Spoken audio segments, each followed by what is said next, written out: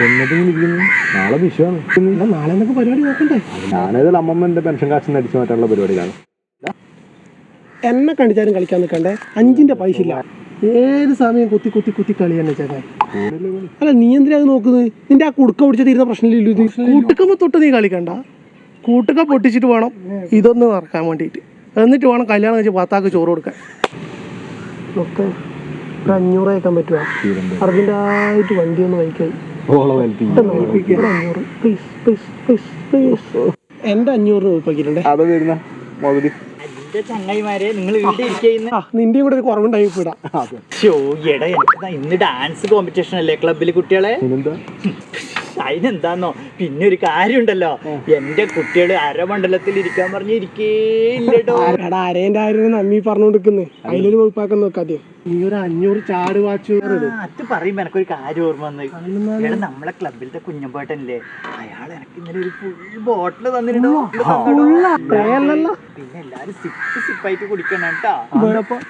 അടിക്ക് മോന്തിയിൽ ഓഫായി പോയി. നമ്മളെ വെള്ളം കുടിക്കാൻ പഠിപ്പിക്കുന്ന ഇവൻ ഓടാടുന്ന് ചേരാപ്പില്ല. നീ മറക്കല്ലേ, നാളെ 11 മണിക്ക് തരണേ. ഓൻ പറ്റിക്കൊന്നുമില്ലപ്പാ. പറ്റിക്കാറ്റും ചെയ്തിട്ടുണ്ടെങ്കിൽ ഈ കൈ കൊണ്ടാണ് അവൻ്റെ അഞ്ച് ഡിങ്കഞ്ഞി തിന്നു തീർക്ക. പിന്നെന്താ ആകെ വല്ല പഴാന്നില്ല ടച്ചിന്. എവിടെ ശംഭു വരുവാ? ശംഭു വരുമായിരിക്കും. നീ ഇങ്ങനെ എന്റെ പിണ്ടത്തിന്റെ തിരി തിന്നല്ല. ബോംബ് നോക്കിക്കോ. ബോംബ്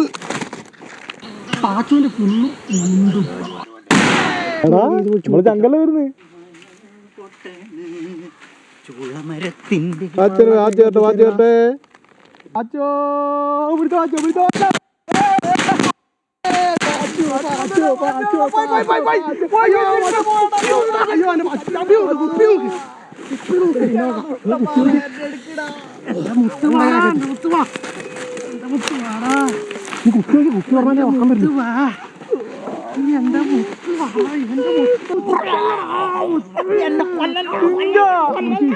കൊല്ലല്ലടാ ഡിങ്ക.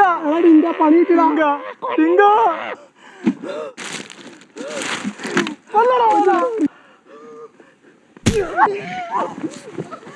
ഓന്റെ ഒരു സിപ്പ് സിപ്പ്. ഇതാ നിന്റെ പുള്ള്.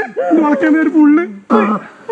അതിന് ഞാൻ എന്തല്ലായിരുന്നു ഓന്റെ ഒരു വൈദ്യൊരു ബിയർ. Zipper, zipper, zipper,